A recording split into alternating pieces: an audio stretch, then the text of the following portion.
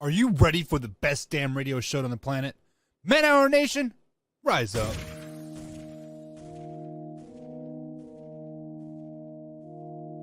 You know on the beat every time, no. I would like to personally welcome you to Man Hour After Dark. Say that then. Why I bring you the host, Mike, Buck, and Cone. You know who's coming to the stage. Sports talk than what you about to hear right here. I second that. Go. You know that it's us when we talking about sports. Giving you facts on the field to the core. Tune in, we need the support. 1 hour too short, still listen some more. On all your stations, not dropping no music. Starts like Adidas, but Nike just do it. Down 4 in the 4th, we go for the win. Michael 2 seconds, we taking it in. Buck, Mike, and Combs, you know what's going on. Man, now we're After Dark, no LA, we the big spark. No 4th and inches won't cut short. Got the best talking, it's all sports. Buzzing more than buzz beaters. We coming live, all 3 speaks go.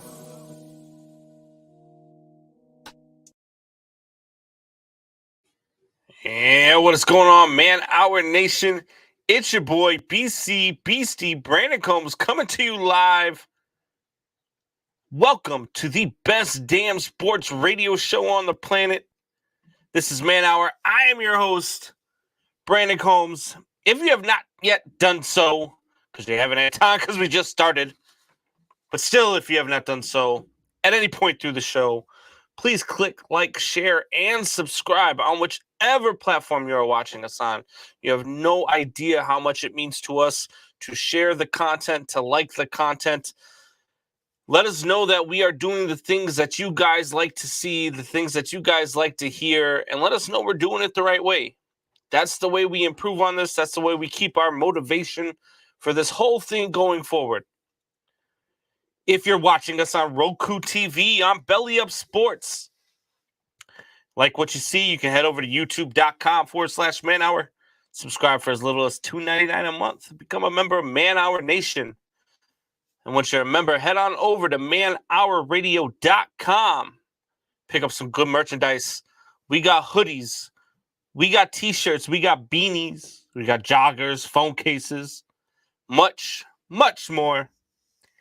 And now that I've tried to pay the bills, we got a great show lined up for you guys. We've got a lot of stuff going on. A lot of things that I want to get to. I am going to be on my own tonight. So I see Buck's in the chat. I see Alpha Rob's in the chat. Buck, I know you're at work. Alpha Rob's in the chat. I know at some point here we'll probably see Drew in there, Michelle in there. Give me all the input you can in the comments. Help me out here. Let me know. Give me some feedback. Give me something to go off of. Make me yell at you like Buck so often likes to do. But anyway, one of the first topics I want to get to, which is kind of the title of the show tonight, which is why are fans so stupid? I say it all the time. Look, I'm a fan, right? And there is a small percentage of fans that use common sense. There's a far greater percentage of fans that don't do so much. So one of the things that I want to talk about is the arrest that was made in an altercation after the NFC Championship game that left a 49ers fan in a coma. Now, for those of you who don't know, there was an altercation after a 49ers lost to the Rams at SoFi Stadium. And unfortunately, the result of that altercation left a fan needing to be medically induced in a coma. He got knocked out with a punch, fell down, hit his head, and suffered a brain trauma. Sad. I'm not condoning any of that. I'm not saying that I hope this guy pulls through. I hope this guy survives. However, upon reading the story and reading the facts, because I know that's a different thing nowadays in our culture and our society, is to actually read the facts and listen to an entire story before making up our minds. But that's what I did. So I read up on this story, and it turns out that the fan that was in the coma is the fan that started the fight. They say he's in a group with a bunch of other 49ers fans, and on video, he pushes the Rams fan. So the Rams fan turns around and pushes him back. The 49ers fan turns around and goes to push him again, and he gets knocked in the jaw, falls on his head, hence gets rushed to the hospital, is in a medically induced coma. They're talking about, oh, the family is saddened by these events. The family is focusing on getting him healthy, and hopefully he pulls through. And look, I agree. Hopefully he pulls through. If this was my son, I would be devastated. I would be hoping that he pulls through too. However, this was self-defense. This guy started the fight. So the outpour of, oh, well, this is why, the Rams fan needs to be put in prison, and he was released on a $30,000 bail for defending himself. $30,000 bail. And now, I mean, people are just, this guy needs to go to prison. This guy, for what? For defending himself? Because he got pushed. So then he pushed the guy back. Then the guy goes to throw a punch, and instead he lands his punch and knocks the guy out. It's called life. It's called play stupid games. You win stupid prizes. I'm so sick of it nowadays where, like Alpha Rob says, welcome to 2022. And Chrome, I see you out there. What's going on, Chrome? I agree. It's 2022, right? We've got things happening in this world. We've got things happening in a society where, like I said, we don't look at things from both sides of the fence. We don't like to read a whole story, right? And like the Brian Flores thing, which we'll get to that a little bit later on too, because I got some more stuff to say about that. But you play stupid games, you win stupid prizes. And when you go to a sporting event, you watch your team play. Now, look, I couldn't even tell you. I mean, probably over 500 sporting events in my lifetime. I've been to a lot. I enjoy it. I go a lot. I go as much as possible. And all sorts of sports. I've been to hockey games. I've been to football games, basketball games, plenty of baseball games. I've been to stadiums all across the country. And the one thing that I've never done, never even thought of doing, never even crossed my mind, was to fight over the team that I'm rooting for. I'm not going to fight and get into an altercation with you because you are rooting for the opposite team. Whether my team wins or my team loses, I'm not that guy. And to have that mentality is just, it's insane to me, right? We've all got to go to work on Monday.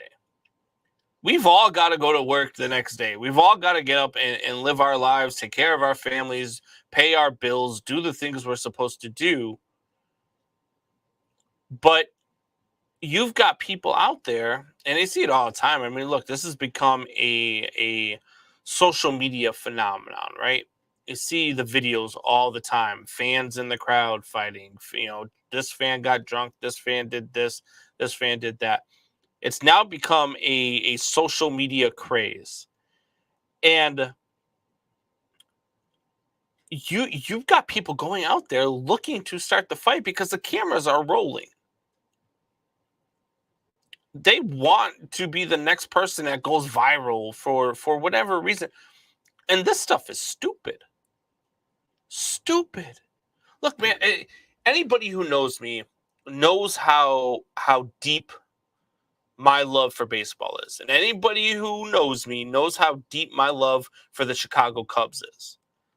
Like, there are nights where my night is just like, I'm just mad, angry because of what I watched go on in a Cubs game, whether they made the wrong call or a call was blown or the game is over. And I'm just mad, right? I've gone to games where the Cubs, I've seen the Cubs play in New York. I've seen the Cubs play in Philadelphia. I've seen the Cubs play in, I'm trying to think. I've seen them play a bunch of places. I've gone to seen the Bears play against New England. I've gone to all that. And when my team has come up on the short end of the stick, it's never made me so upset that I just wanted to start a fight. Let's just start a fight. Let's just go out and knock somebody in the face. Because we've got to get back to work the next day, man. Look, we could banter, we could joke around, we can talk crap all we want. And I'll do that till we're blue in the face. I could talk shit with the best of them. I'll come at you from all sorts of angles. But it's just stupid to want to go in and start a fight. And then this guy gets what he deserves. Look, does he deserve the coma? No. But did he deserve to get knocked on his ass? Absolutely, 110%. You went out, you shoved another man. You thought it was going to be cool. He shoves you back, so then you go to hit him, and instead you get hit and you get knocked on your... You got what you deserved. So I don't feel no pity.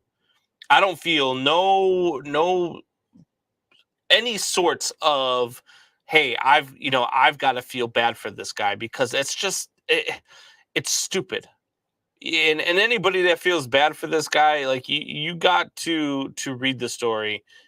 And then if you still feel bad for him, I don't know what to tell you, because to feel bad for this guy is just it makes zero sense. Let's get to the comments here real quick. I see Drew in the chat. I see Michelle in the chat. We got Alpha Rob out there. What's going on? I got Buck. I got Chrome out there. Chrome says, the Bears. The Bears, yeah. The Bulls. Hey, look, the Bulls, they're starting to disappoint me a little bit. I thought they were better than what they've been playing lately. Philadelphia took them to task today. It was a close game. Philadelphia still took them to task. Chrome says, cool Cubs poster. I appreciate it. A lot of my memorabilia that is not shown. I got stuff all over the place, man. From baseballs to pictures to, yeah. Anyway, appreciate it. Appreciate the love, Chrome. Rob says, absolutely, Combs. They only see the story one-sided and the so-called victim side. And look, that's a media thing, right? Because mainstream media, we're talking about like the ESPNs, the ABC News, which is really owned by the same company, the Fox Sports, the CBS, those types of places. That's what they're picking up. They're picking up the victim side of things because they want to enhance the victim story. They want it to be, the victim got what he deserved, and they just don't want to admit to it. And it doesn't fit their narrative to talk about it from a common sense point of view. Common sense doesn't fit the media's narrative. And that's what I love so much about doing the Man Hour, right? Because I can give you sports takes from a sports fan side of things, but I'm not blinded, or I won't even say blinded. I'm not bound to adhere to the politics of any sports station. We partner up with people like Belly Up Sports. We've got other stations that were part of 313 The Flash, which has invited us to go up to Detroit to do some live shows from there in a couple months. We do business with a lot of other stations, and we will never intentionally say something or do something that is going to put them in a bad spot. But we are also not going to, that's one thing Buck and I have really done a good job of, is we don't conform to the ideologies of whatever political party, whatever politics the station is bound by, because that's just not us. We look at things from both sides of the field. We think about things with common sense, and we tell you like it is. You might agree with us. Great. You might not. That's great too. Like, you're entitled to have your own opinion. But that is one of the things that I love about doing this show. Chrome says they can't handle their booze. That's 110% correct. I mean, it's insane. Alpha Rob says that's what happens when you talk that big boy shit. It's true. I mean, you talk to the wrong person, you come after the wrong person, they might knock you on your ass. I've told people many a times, you don't have to be the bravest man in the world to get your ass kicked. You don't have to be the toughest man in the world to get your ass kicked. Like, I've watched Rome. Like, you look at these guys in the UFC, right? You look at guys like I mean, guys that will just destroy you. I mean, you're talking about guys like God, I can't even. I'm trying to think of names off the top of my head, and all of a sudden, I can't think of any of the UFC fighters. I just watched them, but you look at guys, that are out there like God. Why can't I think of any freaking fighters?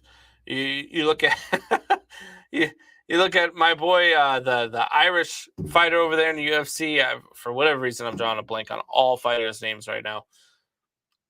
But you could get knocked out, and you're still a badass.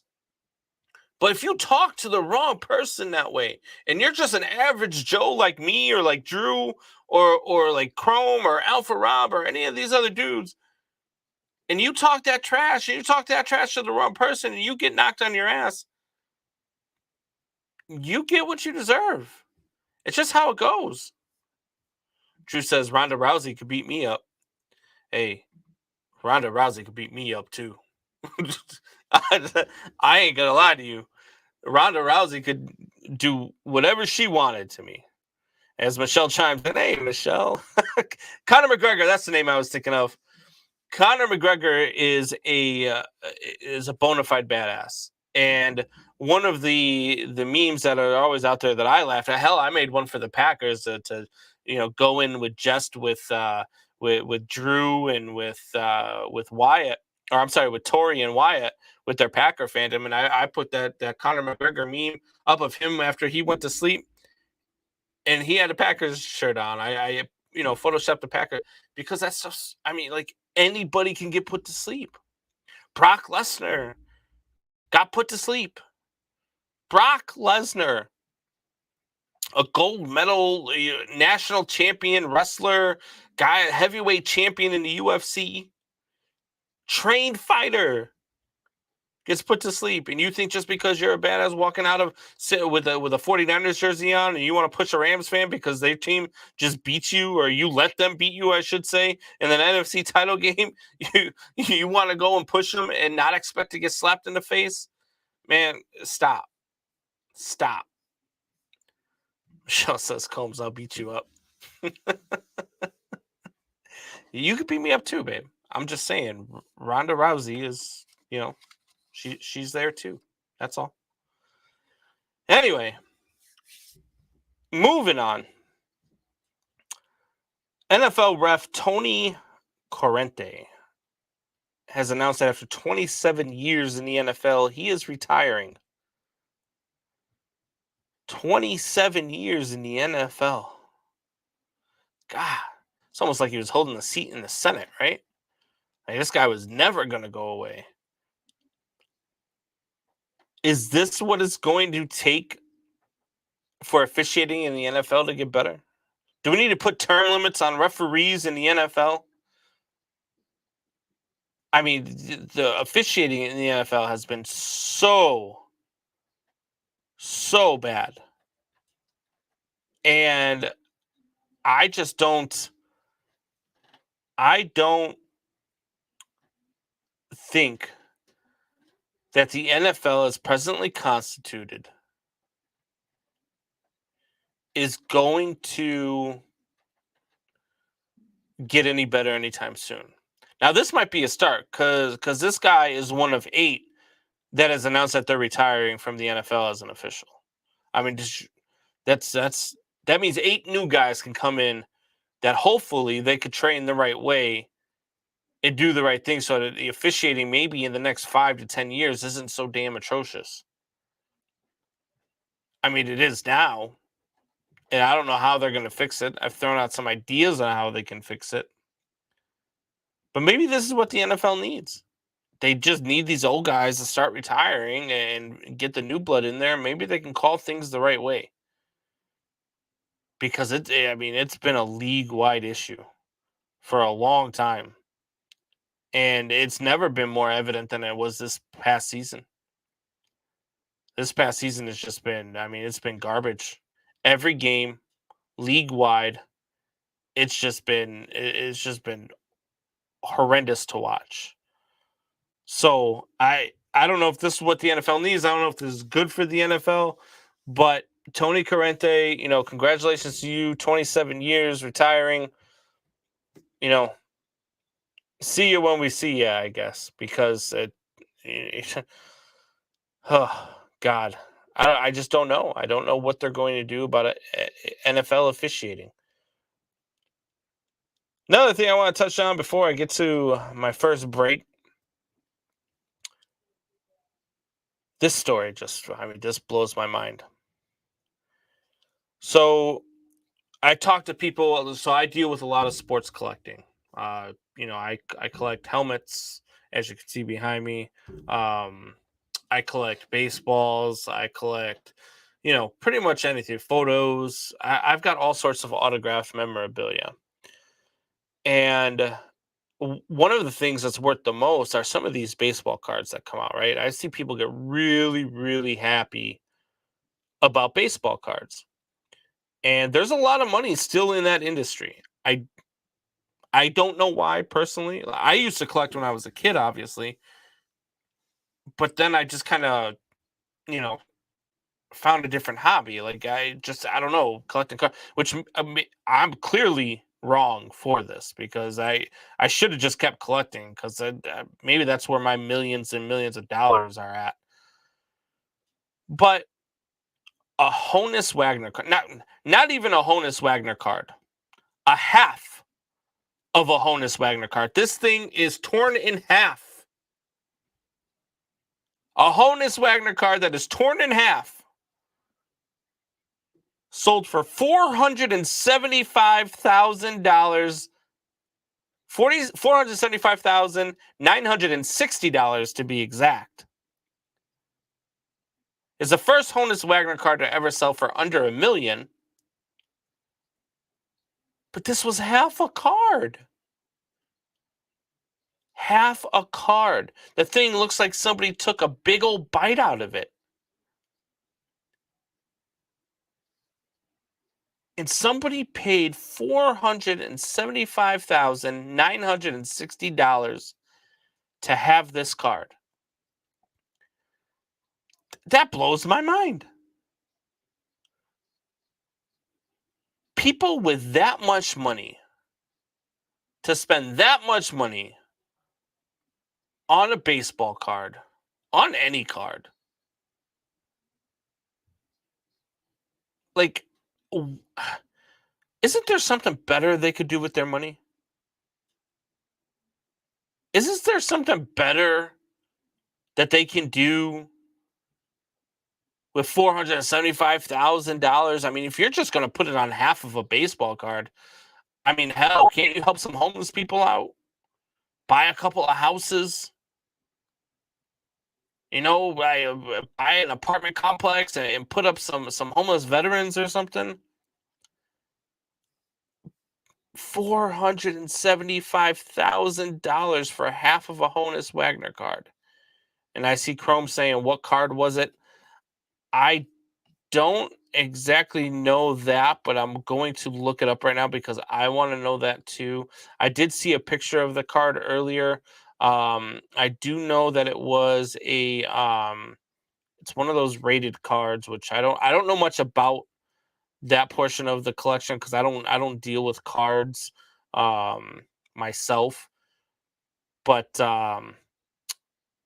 it was one of those that I was in awe of the amount of money that was spent on this card. And here it is right here. So it's a T206 Honus Wagner baseball card, set the stratospheric record for the most expensive sport card of all time when it sold for $6.6 $6 million. This was a T206 as well, but it was torn in half. So I'm looking at the card right here. Let me see. Actually, you know what? Here, let me do this. Let me show you. For those of you watching on Roku TV, let me see if I can share this with you, and maybe you will be able to see it. Let's see what happens here.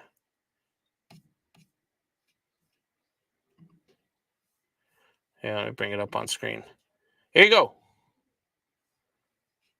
There you go. That's the card right there. That is half of a card. That right there just sold for $475,960.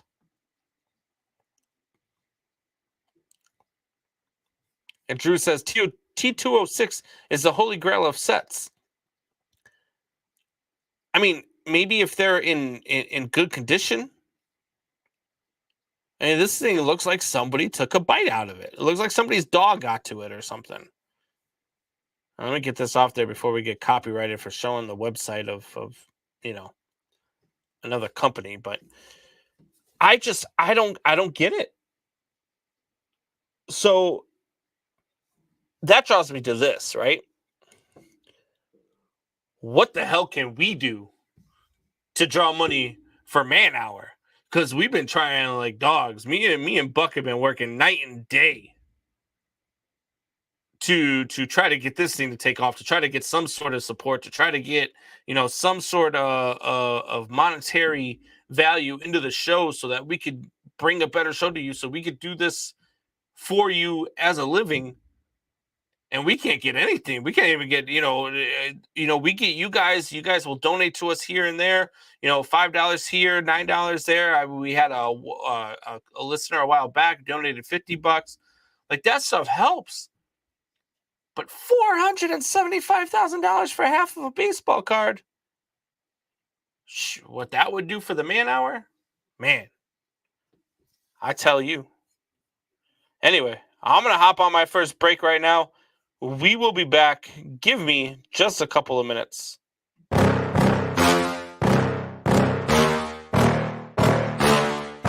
Yeah. Please tell me that I can't, that I won't, that I fail, that I'll never make it out, yeah. Please tell me all the bad, never good, fill my head full of every single doubt, yeah. Please say any negative thoughts, I pop off when I hear people say I cannot. I get off to the thought of proving everyone wrong, I won't stop to the top, so you better back off and get lost. I'ma stay loud, stay proud, never running out, never heading south. I'll be spreading out, call it word of mouth, can't put me down, I'll be getting loud. You can have your doubts, not what I'm about, have your fucking clout. It be raining now, I keep making sound, go another round, bitch I'm legend bound, can't stop me now. You don't wanna fuck with me, a slow burn like a disease. Just tell me that I can and I'll show you things that you couldn't believe. Just tell me that I can. Just tell me that I can. Just tell me that I can. Just tell me that I can.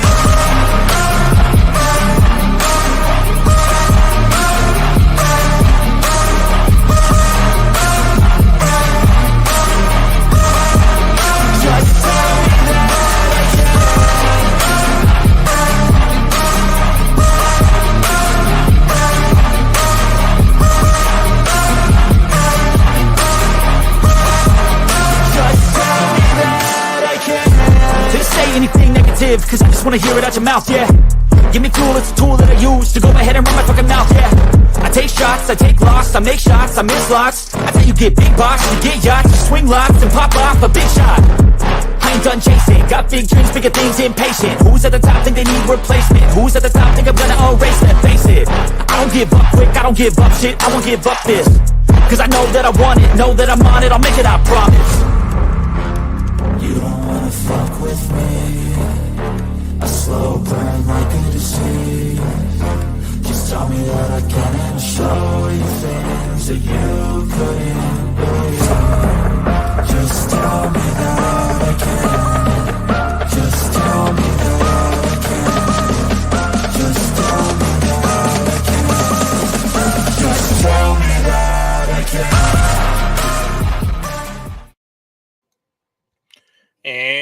we are back. That was kind of a hyped up video there. I like what Buck did on that commercial. That was I'll take it. I enjoyed that. He maybe might have hit the might have missed on the bleep button there a couple of times, but that's all right. That was a hyped up commercial. Good job, Buck. But anyway, let's see here what we got. Javi says you guys need some ex-players on your show. We've had that. I mean, we've had that. We're working on it. I do know that we've got a former Super Bowl champion lined up at some point here to come on the show. We haven't announced who yet. We will once it's confirmed. But I know that that's coming. I mean, we've had UFC fighters on here. We've had players that are in college on here. We've had former MLB players on here. And I'm also in talks with another former MLB player. So, we get some love. We get some people to come on and people to do stuff, but it's really hard for a small time podcast that is just trying to make it two average Joes who don't. Buck's got the most notoriety playing at K-State, being a linebacker for Kansas State, playing in the Arena Football League. He's the closest we got to being a former player. But we're not those guys that, I don't have, we don't have, we're not the, the Pat McAfees. We're not the other guys out there that have, these resumes that show, hey, or that allow us to bring our friends over to help us launch this thing, right? We don't have that. I don't have Aaron Rodgers coming on the show or Tom Brady coming on the show because we don't have that resume. So it's really hard for a show like this to grow. And I know I'm going off a little bit on kind of a tangent, but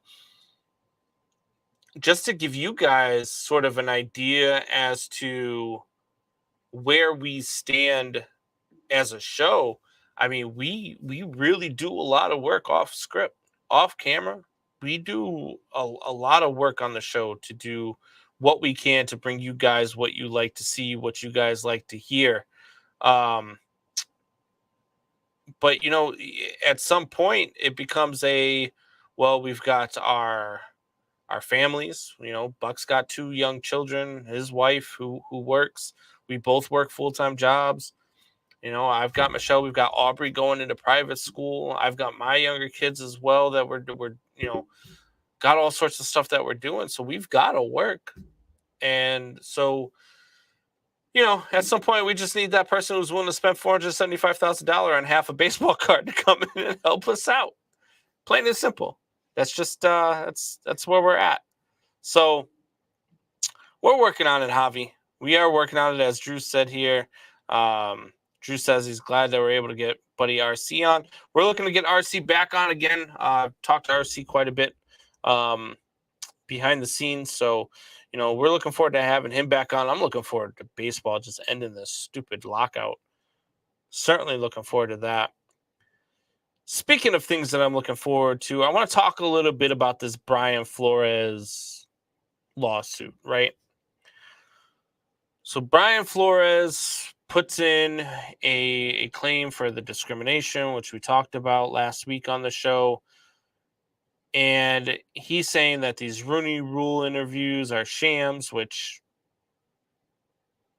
yeah, I mean, when you put in a rule that forces people to interview a certain amount of people before hiring the person that they ultimately want, some interviews are going to be shams. I mean, it's just, if you didn't think that was going to be a thing, then you were kidding yourself. If you didn't think that the Rooney Rule was going to force the owners of organizations to interview people, even though they knew who they wanted to be their head coach, you were fooling yourself. But I started looking into it, right? I started looking into the history of minority coaches in the NFL. Now, Fritz Pollard was a head coach back in the early 1900s, 1921 to 1925 or something like that, or he was a coach during both of those seasons. He was the first African American, but it was before the NFL really formed. So it was the Akron Pros and the Hammond Pros. He had an 8-4 record, 667 winning percentage as a head coach. Nothing too much there, right? But then from 79 to 87 for the Oakland Raiders and also 92 to 94 for the Seattle Seahawks, Tom Flores was most notably one of the premier minority head coaches in NFL history. Won Super Bowl 15. He won Super Bowl 18. 97 and 87 as a head coach. 8-3 in the playoffs as a head coach. He was a Hall of Famer, no doubt. Tony Dungy, another Hall of Fame minority head coach. Coached from 96 to 2001, 2002 to 2008 with the Buccaneers and the Indianapolis Colts. Had an all-time record of 139 and 69 as a head coach. Won Super Bowl 51. Beat my Bears with the Indianapolis Colts. It still drives me nuts how we just stopped hitting Peyton Manning in the mouth. But I digress. Tony Dungy won a Super Bowl. A great record. 70 games over 500. A 668 winning percentage as a head coach. Then you got Mike Tomlin, most notably now, right? Mike Tomlin's been the head coach of the Pittsburgh Steelers since 2007. He remains the head coach of the Pittsburgh Steelers. Has never had a losing season. That's mind-blowing. Mind-blowing that he's never had a losing season. 154, 85, and 2 as a head coach. 8-8 in the playoffs. Won Super Bowl 53. Then you've got Ron Rivera, another minority head coach, 89 and 82 as a head coach. But other than those guys, right, the Rooney Rule came into effect in 2003. Prior to 2003, there had been 8 minority head coaches in the NFL. 8. So the NFL said, hey, you know what? I think maybe we do have an issue. Since the Rooney Rule has been instituted, there have been 1, 2, 3, 4, 5, 6, 7, 8, 9, 10, 11, 12, 13, 14, 15, 16, 17, 18, 19, 20, 21, 22, 23 minority head coaches in the NFL since 2003. That's 18, going on 19 years now. 23 minority head coaches have been hired. Most notably, Marvin Lewis and Lovie Smith. Marvin Lewis was 131 and 122. Lovie Smith was 89 and 87 as a head coach for the Bears and the Buccaneers. Won the NFC Championship. Faced Tony Dungy in that Super Bowl. It was the first time 2 African-American head coaches had faced off in a Super Bowl. And things were great. It was cool to see. It was fun to see. It was fun to watch. It was a great Super Bowl. But other than that, I start looking at it, and you're looking at guys like Terry Robisky, who was a interim head coach for the Washington Redskins, was 2-6. You had Romeo Crennel, who was 30 and 62 as a head coach for 3 different teams. 3 different organizations hired him to be a head coach. 30 and 62. You look at, I'm going to leave all the interim guys out of this, but you look at Mike Singletary, who was 18 and 22 as a head coach. Raheem Morris, 17 and 31. Leslie Frazier, 21 and 32. Todd Bowles, 26 and 41. Hugh Jackson, 11, 44 and 1. Vance Joseph, 11 and 21. Brian Flores, the guy who filed the lawsuit, is 24 and 25 in 3 seasons as a head coach of the Miami Dolphins. Losing record. So you start looking at all these NFL head coaches and you look at their records and you say to yourself, would you have held on to any of those guys? Did these guys have a fair shake? And I get the premise behind Brian Flores' dispute, right?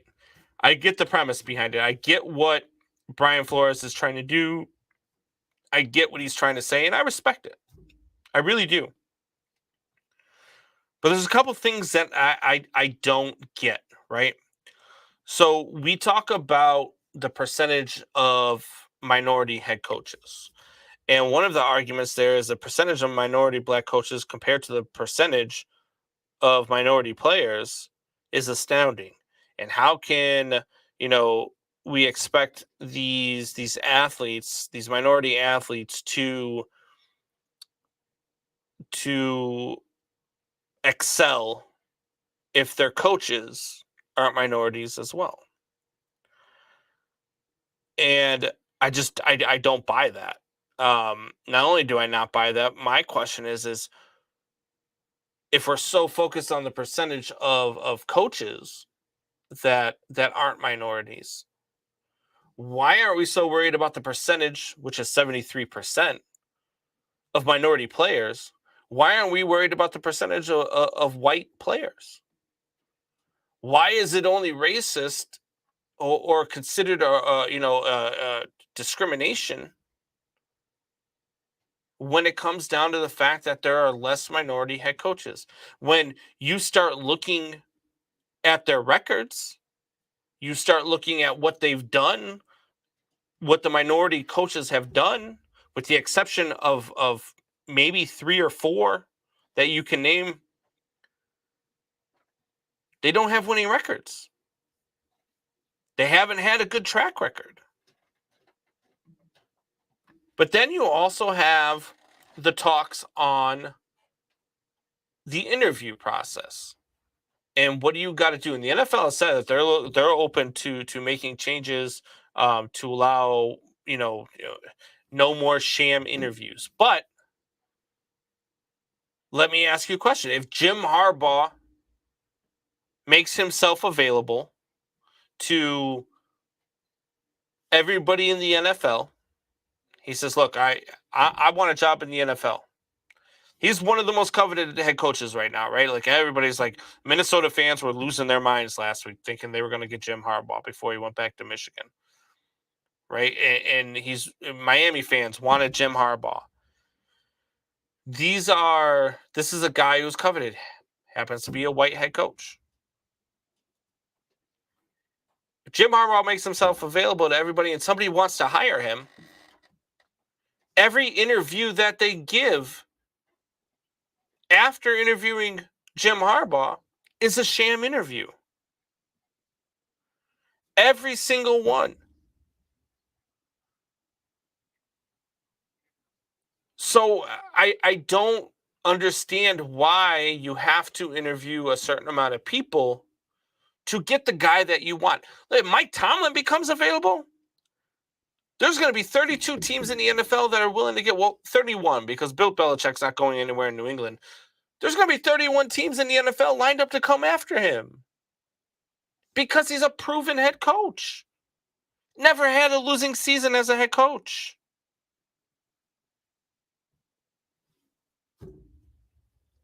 I don't understand the concept other than grasping for what the narrative is right now. And that's what we have right now. And then you get the talks of, and I see the comment coming in from Javier. Where'd it go here? Let me pull it up. Flores should have spoken up when owners offered him in 2019 to lose games. Now he wants to speak up. Well, let's talk about that too. Because one of the things that nobody is talking about, one of the things that nobody is coming out and talking about, I don't hear this on any platform, is, did he take the money? Did he get paid for those losses? Because if you got paid for those losses, if you took the money, your argument is null and void. And not only that, I don't want you in my locker room because you're corrupt. what's going to happen if you come to my organization? I don't want you to lose football games. I want you to win football games. What happens if I'm coming to you and saying, hey, look, I want you to do your best, to do what you got to do. We get to the Super Bowl, and all of a sudden you got some Vegas odds maker shark out there who comes to you and says, look, I'll give you $3.5 million if you lose the Super Bowl. I don't have any faith you're going to tell him no. I don't have any faith that you're not going to do what is right when everybody's looking. So this Brian Flores thing, like, I get it. I get the premise behind it. I get what they're trying to do. I get what they're trying to push, but it's stupid. And when you look at it from a reality aspect, when you look at it from both sides of the fence, when you look at it with logic, it has no merit. It has zero merit whatsoever. You got guys like the Jacksonville Jaguars were about to hire a minority head coach. Jacksonville Jaguars were going out and they were going to go ahead and get their former quarterback. What was his name? Byron Leftwich. They were about to hire Byron Leftwich and give him a job. But Byron Leftwich refuses the job because he wants his own GM. He wants to pick the GM. Who the hell is Byron Leftwich to try to pick the GM? So they tried hiring a minority head coach, but he turned down the job. That's another list that you don't see, is how many minority coaches take themselves out of the running. It happened to Detroit back in 2002, which is why the Rooney Rule became a thing, was because they went out and hired, who was it from the 49ers there, Mariucci, without interviewing anybody else, because that was their guy. That was their guy. So they went out and they got him. They didn't interview anybody else. Now, they said they had minority candidates who were interviewed, but it got out that Mariucci wanted the job and they wanted Mariucci, so they all withdrew from consideration. They got fined $200,000 for that. It makes no sense. No sense whatsoever to go out there and just take one part of one story and just grasp onto it and be like, yeah, that's definitely the reason. Look at logic. What does logic dictate to you? Logic dictates that, look, if you're a successful head coach, if you are somebody who comes in and you're running a scheme that they want to see, if you're running something that they want to do, you're going to get the job. I don't think the color of your skin matters at that point. Mike Tomlin's proven that. Tony Dungy proved that. Tom Flores proved that.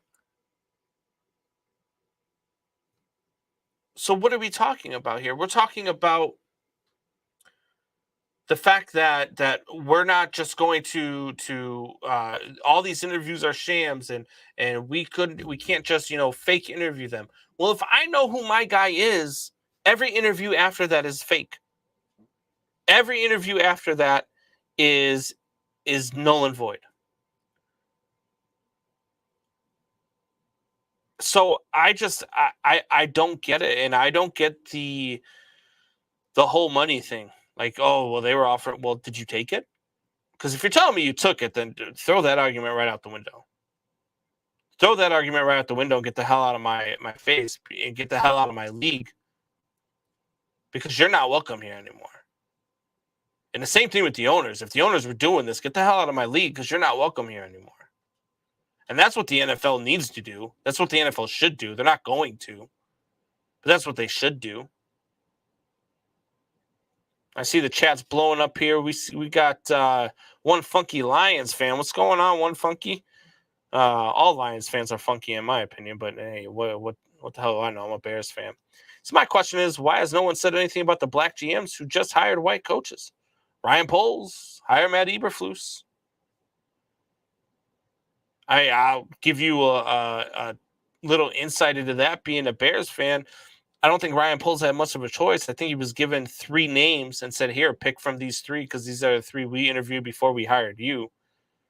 So I think he picked the one guy that he knew and went with it. But you know what? They've hired minority coaches on their staff. Those guys now have opportunities. If you bring in, your trying to see, I just saw the staff introduced.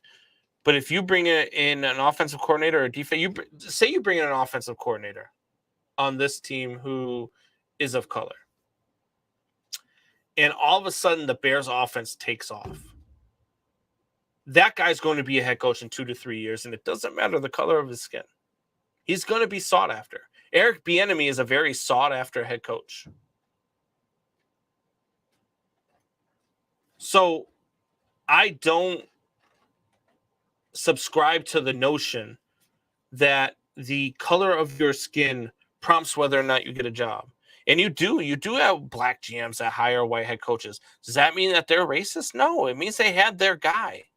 They got their guy that they believed in. So it boggles my mind, and we hear it all the time on all these other networks, the ESPNs, the Fox Sports, the CBS Sports, all these other stations that go with the political narrative, the media-driven narrative of what sells, right? And what sells right now in this country? Racism sells. And as sickening as it is, and as terrible as it is, that's what they latch onto, and that's what they drive, and that's what they sell. Because that's what they sell. And look, I got people messaging me after the show the other night when we talked about this with Luke G. And they're like, well, what the hell do you know? Blah, blah, blah. You're white, blah, blah, blah, blah, blah, blah. If your contradiction to talk about racism is to tell me that my opinion doesn't matter because of my race, I've got no time for you. I've got no room for you. Because you're doing the same thing that you're complaining about. Absolutely, positively, a white male can have a view on racism. And there's plenty of it in this world. There is plenty of it. I am not blind to the fact that there's racism in this country, in this world. Obviously, it's there. It exists. And it's gross. And I don't subscribe to that notion at all, whatsoever. I have no time for it. But to sit there and come at somebody about racism and then discriminate them because of their race, because of their opinion, and their race, their opinion doesn't matter because of their race, it's the very definition of racism. Plain and simple. Whether I'm white, I'm black, I'm Mexican, it don't matter. My opinion is my opinion. And my opinion on racism doesn't matter just because of my race. Sorry. Funky says, like Whoopi saying what she just said makes her invalid in any cover. 110%. Look, any of those women on that show, man, I don't even know how people still watch that show. I don't even know why people ever started watching that show. I mean, just unbelievable. Drew says, Funky, what'd she say? She was talking about how the Holocaust wasn't about race. The Holocaust wasn't about, it had nothing to do with racism. Because it was, I believe, something along this fact, because it was, two predominantly white races. So it couldn't have had anything to do about racism, which is completely false. I hate to put this out there. I don't know the race of some of the people that are out there. I know, look, Javier is Hispanic, one Funky Lions fan. I have no clue what your race is. It doesn't even matter. But at this point, like, whatever your point of view is your point of view. And if you're black, you could be racist. If you're Mexican, you could be racist. If you're Asian, you could be racist. If you're white, you could be racist. It goes all ways. And to diminish somebody's point of view because of their race, that's racism. I'm sorry, but it is. And if you don't like it and you don't believe that that's true, then you're clueless. And I have no time for you. Plain and simple. At any rate, we're going to get to another break. And when we come back, we're going to talk some more sports. We got a lot of other updates. I want to talk about this Pro Bowl, man. This Pro Bowl stuff is nauseating. I'll never watch it again. We'll be back. Give us a few minutes. What's going on, Belly Up Sports fans? Thanks for tuning in to the Belly Up Sports Podcast Network. We have some really exciting news for several Belly Up Podcast Network shows. The Sports Stove Podcast, the Rough Cut Sportscast, and Here in Puckburg have all been nominated for a Sports Podcast Award. So, head on over to sportspodcastawards.com and make sure to vote for the Sports Stove Podcast for Best College Sports Podcast and Best News and Current Affairs Podcast. Vote for the Rough Cut Sportscast for Best American Football Podcast, and vote for Here in Puckburg for Best Winter Sports Podcast. Again, that website is sportspodcastawards.com. Thanks for being the best part of Belly Up Sports. We are what they are. I've got an itch I can't scratch, I'm missing a piece that completes a whole part of me, an open wound scar to see. Everybody come here, gather round, welcome to the freak show, the best in town. What the hell's wrong with me? I don't get along with anybody, honestly. I've been living in my own head constantly, thoughts jumbled round, think I need a new lobotomy. Wait, all these thoughts are too negative. I don't wanna get lost in the sedative. Gotta show them what I got, I'm competitive. You know I'm about to go off, I won't let them win, I'll take a stab. I wanna chase the bag, I wanna weigh, I can change all the things I lack. I gotta face the facts, I got a taste in that. Got me obsessed with the rest, I got an itch to scratch. I'll give up everything. If I can see my dreams, cause I'll do anything to make one reality. Don't let go. Don't let go. I'll make things right, cause I'll do anything to make one reality. I just wanna find a way out, sick of the venom in my brain. Running from the past, wanna escape my pain. I just wanna be a better person, I deserve this. I just wanna break these chains. Always asking for greatness, true to myself, I never fake it. Seen too many once, I just so they get famous. And when I say the truth, most really can't take it. In spite of everything I've been through, I'ma make it. Fake friends, but on my downfall is toxic. Day one, turn into outlaws for profit. All I do is write verses, no talking. All I do is put the work in, no option. This was everything I ever wanted. Created a legacy off of me, just being honest. And the fake ones hate, but it's all to no avail. They wanna see me lose, but you know I never fail. I'll give up everything, daunting life. If I can see my dream, make things right. Cause I'll do anything to make one a reality. I'll give up everything, daunting life. If I can see my dreams, make things right. Cause I'll do anything to make one a reality. Don't let go. Don't let go. I'll make things right, cause I'll do anything to make one a reality.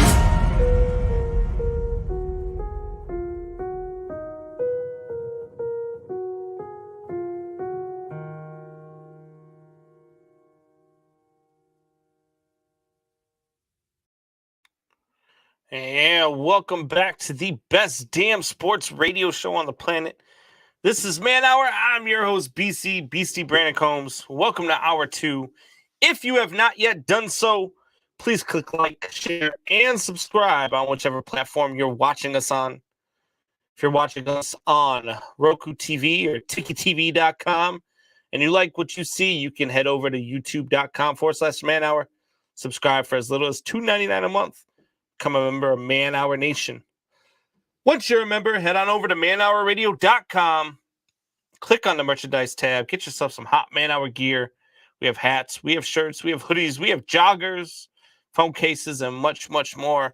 I'm not wearing any Man Hour gear tonight. I, just didn't feel like getting all drunk. But you see the Man Hour hat in the back there. You can see the Man Hour phone case that I've got going on. So, check it out, guys. Get yourself some nice swag. I gotta say, Buck's been doing a good job with some of these new ads. I like some of these things. I don't know if we're gonna get hit on copyright strikes on any of them, but I do like what he's done there. Some of those are good. Javier says, Combs, I got 5 sacks on LA, even though I want the Bengals to win. God. Hey, Javi, man, if you want to just send 5 stacks my way, I'll take it. Like, I could use it. We were just talking earlier in the show about people that got money and spend it. Give it to people who are less fortunate. Javi, I will take the 5 stacks, man, and I will put it to good use here on Man Hour. I ain't gonna lie. At any rate, just kidding, man. Good luck on that bet. Hope you hit big. Appreciate everything you do for us here, Javi. So, did anybody watch the Pro Bowl tonight? I see Javier is still in the chat. Drew's still in the chat. If any of you watched the Pro Bowl today, how do you feel about the 2-hand touch? Like, I don't know if this has been an ongoing theme. Maybe I just never, really tuned into the Pro Bowl before. But I watched about 3 minutes of the Pro Bowl. And after that 3 minutes, I was so disgusted with what I was watching on TV that I rewatched The Dark Knight with Michelle and let Michelle gain some Batman knowledge. She's never seen any of the Batman movies, which to me was more shocking news than anything. So I showed her The Dark Knight. We're gonna go watch the new Batman movie when it comes out in theaters. But the Pro Bowl was just so bad. So bad. I started watching highlights afterwards, and I'm talking about like the ball gets snapped at the line of scrimmage, and the linemen just stand up. On the defensive and offensive side of the ball, they just stand up, and they put one hand on one another. What in the hell is this? You guys are Pro Bowlers because you are the best of the best going into that game. You guys are the ones who were voted to be the best at your positions. You guys are the one who were voted, well, not the best at your, the ones who didn't make the Super Bowl and the best at your position. And you go out there and you play 2-hand touch.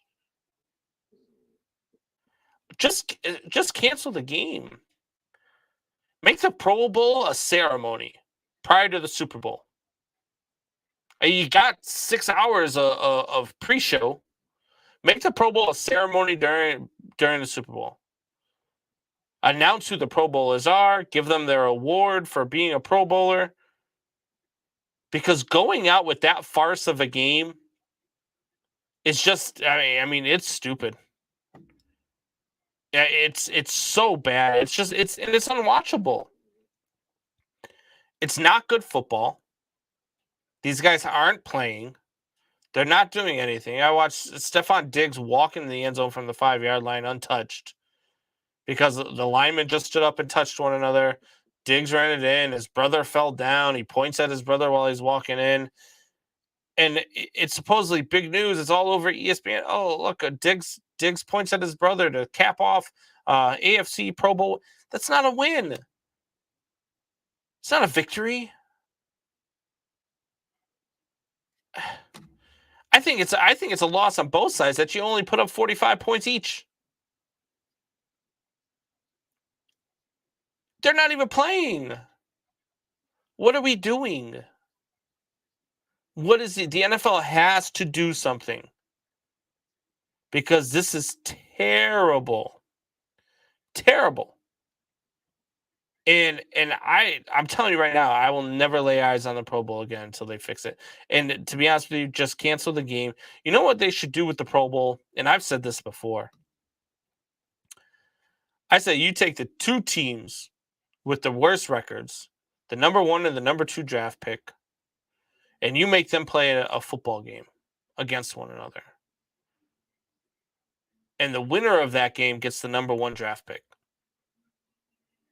That would be much better TV than the Pro Bowl. And I know you're going to get kicked back. People are like, oh, you can't make guys go out there and play for draft picks. You can't make them go out there and play for something like that because then who's to say, blah, blah, if one of them gets hurt during that game, blah, blah, blah, blah, blah.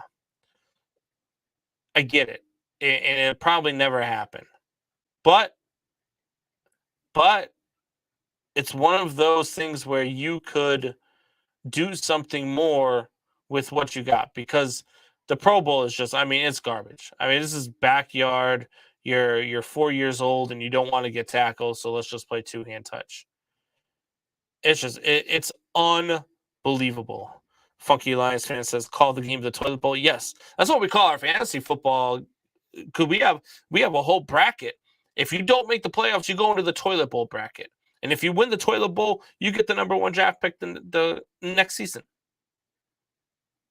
The NFL could absolutely positively make money on that. There's no way that they would lose out on that deal. Get back into things. I know people are still talking about the last segment. I see a lot of comments up there. We'll get back into that stuff because some of that stuff I definitely want to address. I see Drew in there. I see Funky Lions fan in there. So we'll talk about that stuff here in a few minutes. But Alpha Rob says the Pro Bowl has been bad for years. I agree.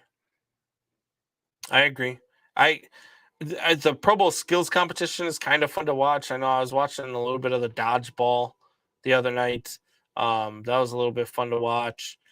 It's just, again, a ceremony prior to the Super Bowl during the 6-hour freaking pregame show. Throw it in there. Give these guys their awards. Let them talk on camera. Let them, talk about whatever it is, and let that go from there. You don't have to you don't have to play this farce of a game. It's a joke. He said, at least I got rid of the Young Stars Beach game. Yeah. God, what is it that what was it that used to come on? They would put it on during Super Bowl halftime. It was pay-per-view or whatnot, but it's the Lingerie Bowl. Let's get into that. Let's get cheerleaders from each team to play in the Pro Bowl and the Lingerie Bowl. Why not? This is a great idea. It'd be a hell of a lot more entertaining than what the hell we watched today. I'm all for it. Drew said it was fun watching the Diggs brothers go in. That wasn't fun. What part of that was fun? They weren't playing. Yeah, they were jawing back and forth. They were going at it, but they weren't like that. That wasn't. Oh, it was terrible, Drew. It was awful. I will never watch another Pro Bowl. Ever. Not 1 second of my life will ever be wasted watching another Pro Bowl because they're not doing anything to change it. And it gets worse every year. It gets worse every single season. So there is no way that I'm going to waste any of my time watching that. Just not. So moving on, we got some other stories out there. I'm just kind of going to swing from the hip here, guys, because, there's lots of stuff going on out there.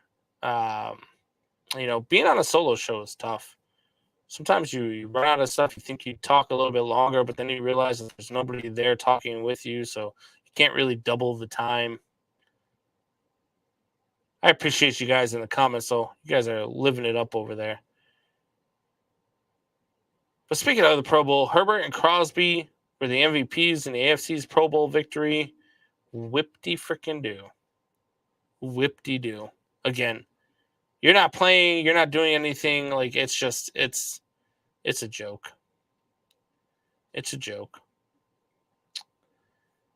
Dolphins are on the verge. Javier, you might like this. Dolphins are on the verge of hiring San Francisco 49ers offensive coordinator Mike McDaniel as the next head coach.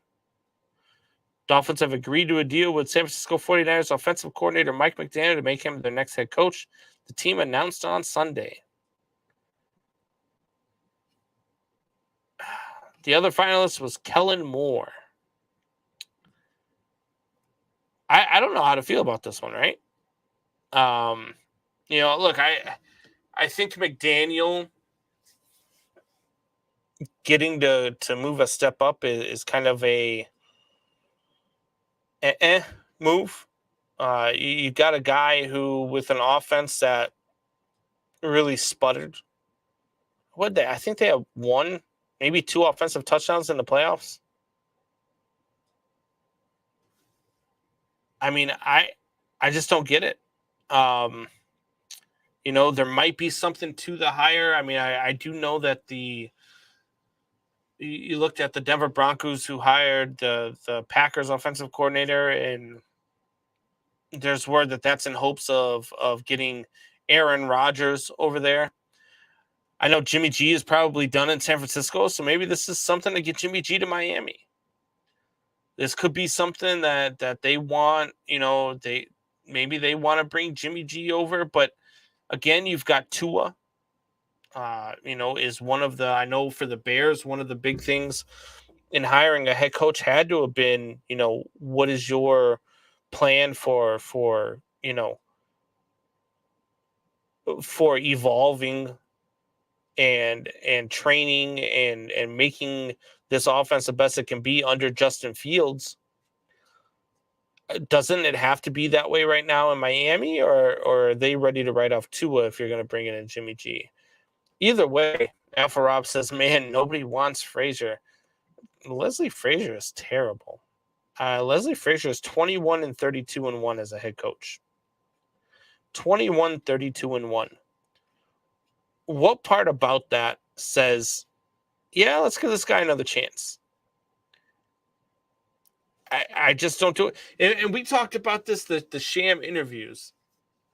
If a guy like Leslie Frazier or Hugh Jackson or who are one of these other ones that had it, Raheem Morris, Romeo Crennel, if guys like that get another job, is it only Todd Bowles is another one? Is it only because of the color of their skin that they got hired? That's something you could throw out there too, right? Because these guys, are really, really terrible head coaching options. Guys that could not win as a head coach. And for what reason are you needing to go give these guys a second chance? I'd rather take a chance on a guy who has never coached in the league before I give the head coach a nod to somebody who has never won in this league, who's proved that they can't win in this league. So I wouldn't want Leslie Frazier either, Alpha Rob. I know you're trying to get rid of him out there in Buffalo. I know you want to see him leave Buffalo. That's why you're trying to pawn him off. But I don't think anybody's going to take that bait. It would be hard pressed, right? You're going to have to find an organization that just wants to make that. Maybe the Houston Texans. They might want Leslie Frazier. If you're going to get rid of Leslie Frazier, it's going to be as another coordinator somewhere else down the line, or he's going to have to move down to a positions coach or something because he's not that guy. No, you're right. Nobody wants Frazier. Alpha Rob says, I'm trying. I know you're trying. It's part of what we do. We try. But I am going to get to another break, and when I come back, we're going to do something different here. I got some interesting, strange news stories I want to talk about. We're gonna throw up some strange news stories. Get your guys' opinions on some of these news stories when we get back. Non-sports related, by the way. Just some strange news stories that have come up over the last month or so. Let's get your take on them. We'll be right back. Hey gang, it's Commissioner Cooper from TSS Fantasy. We are the fantasy show of the people. That means we give the people what they want. Expert fantasy advice, leading medical and legal analysis, free contests, and innovative games to keep you entertained.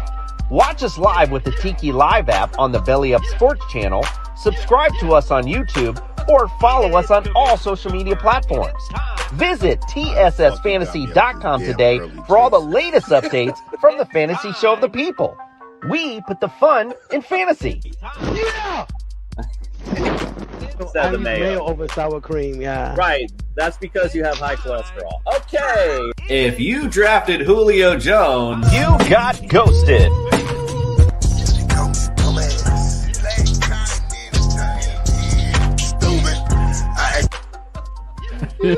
This is amazing. TSS Fantasy is like an orgasm. If I had a cigarette, I'd smoke it. I'm pumped to be here.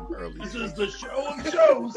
TSS Fantasy, the fantasy show of the people.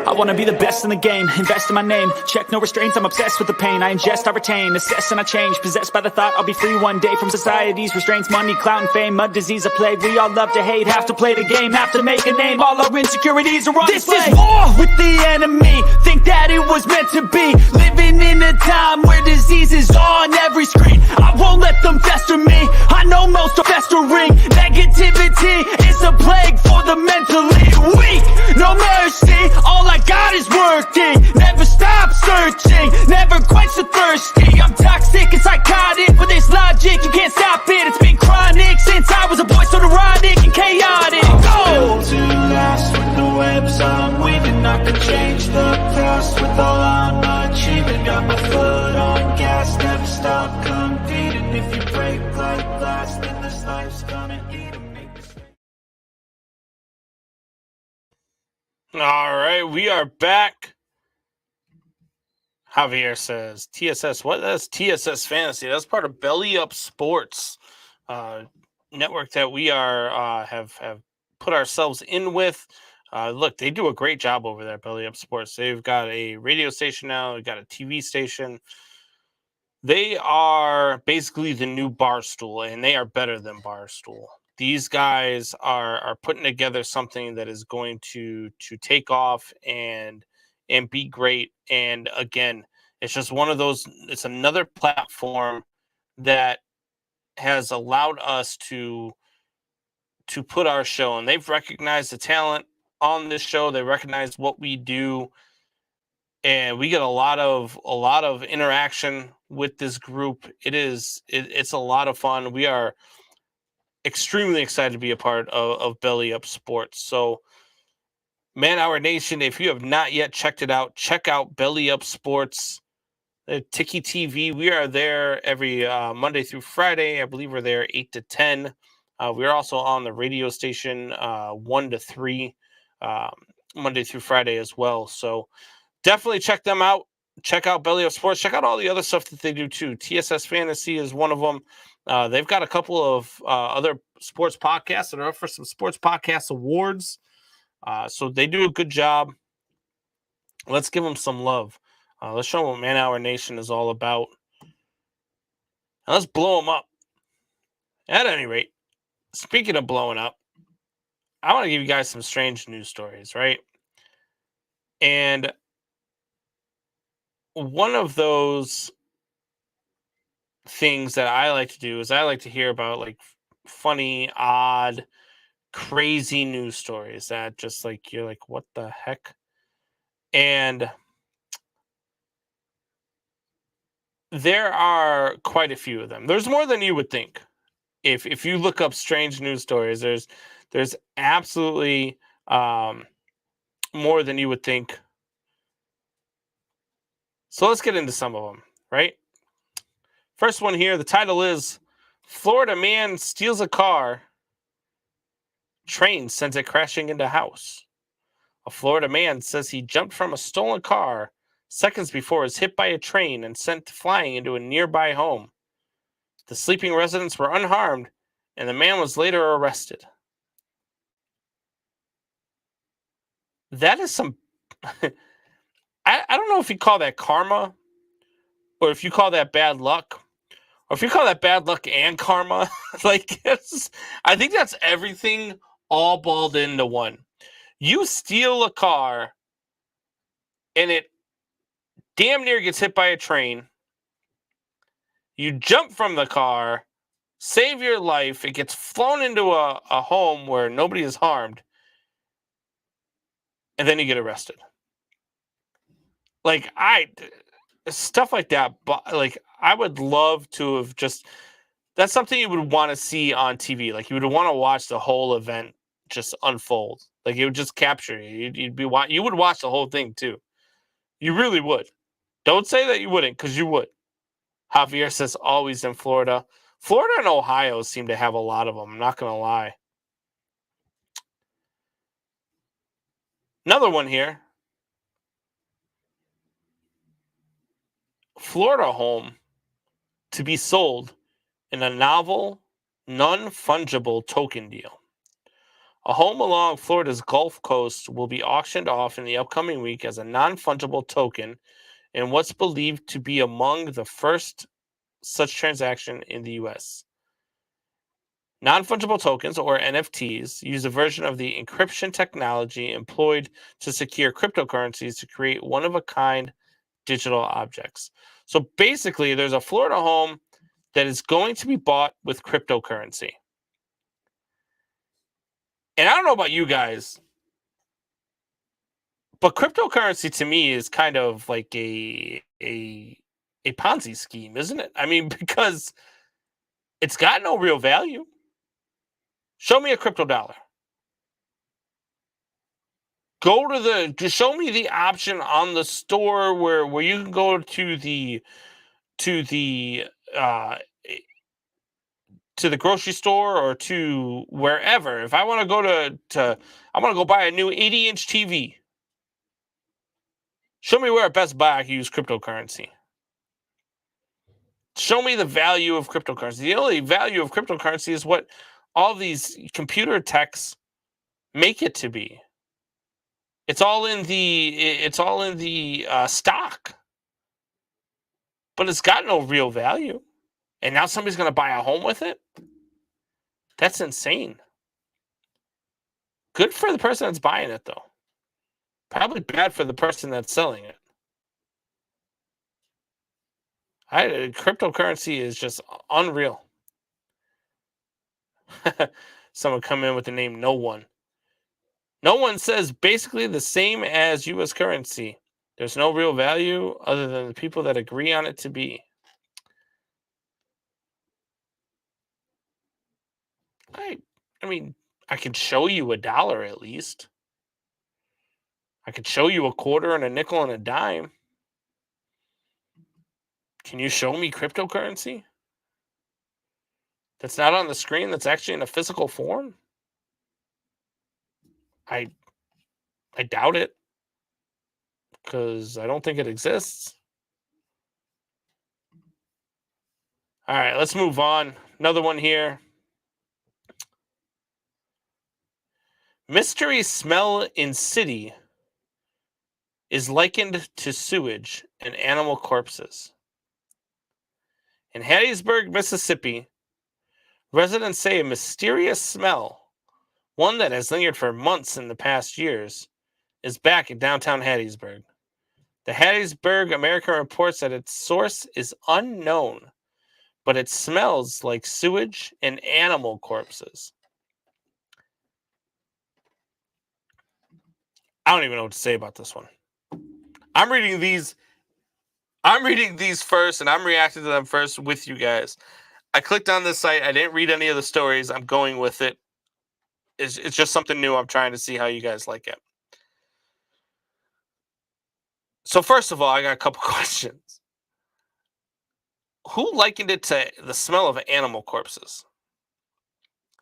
Like, you always wonder, like, somebody is like, man, that smells like freaking, I don't know. They'll say something stupid, right? Like, that smells like ass, or that tastes like dog turd. How do you know what dog turd tastes like? That's the same thing. Like, who's out there smelling animal corpses to know what that smell is? Like, you get a smell, and you're like, yeah, it smells like an animal corpse.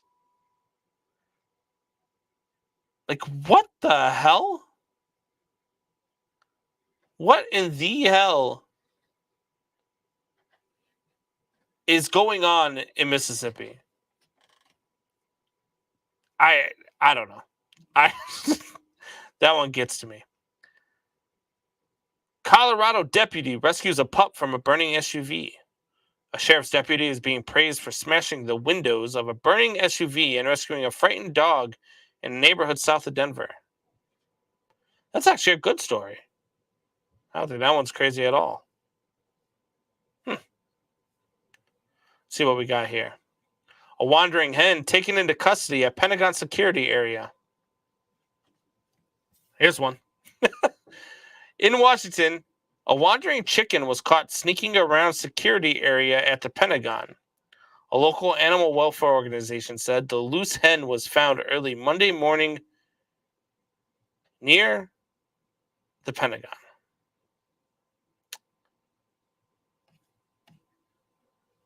Like, suicide chicken? I mean, what were they doing? They took a chicken into custody. Most notably, did they have a good dinner? I don't know. Drew says, are you sure that hen wasn't Pelosi? That might have been that might have been her visiting Mississippi. Maybe that's what that smell was.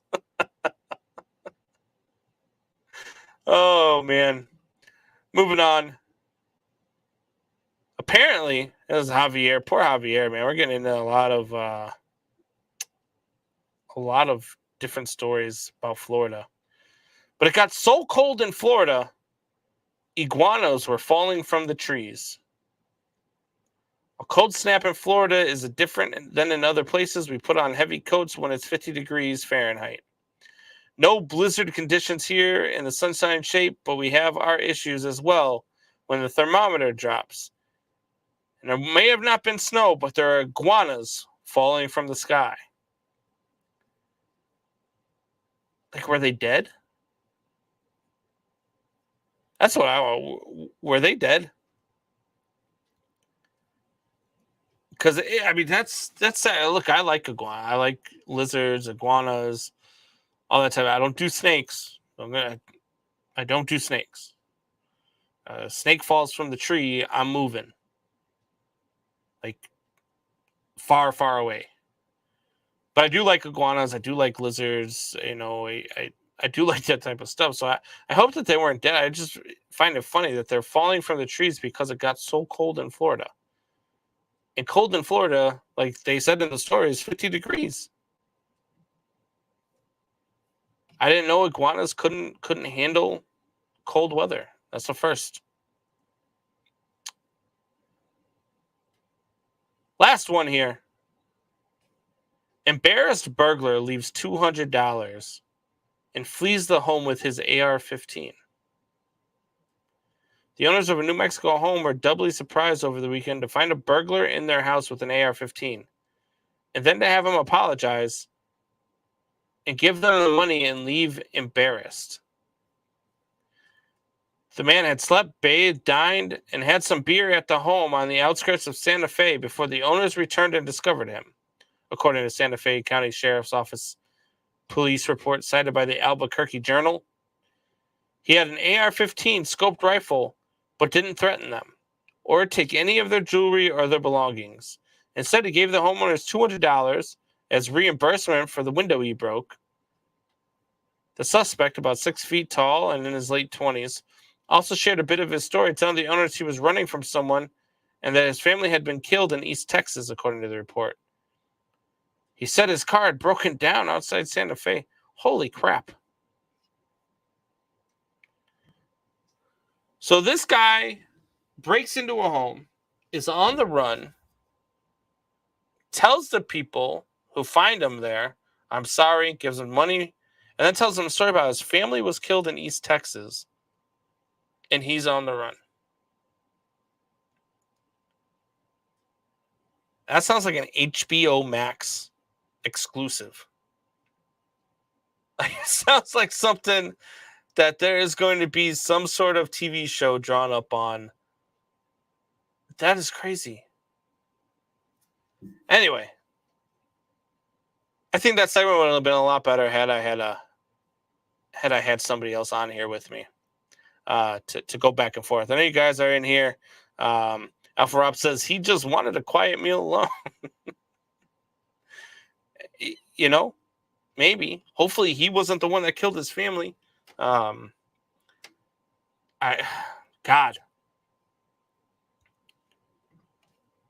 Javier says, is this a Netflix show? I have connections.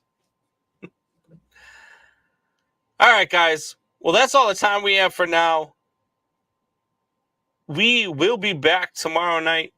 I will have some guests on with me. Bring a stronger show to you for sure. But as always, Man Hour Nation, rise up.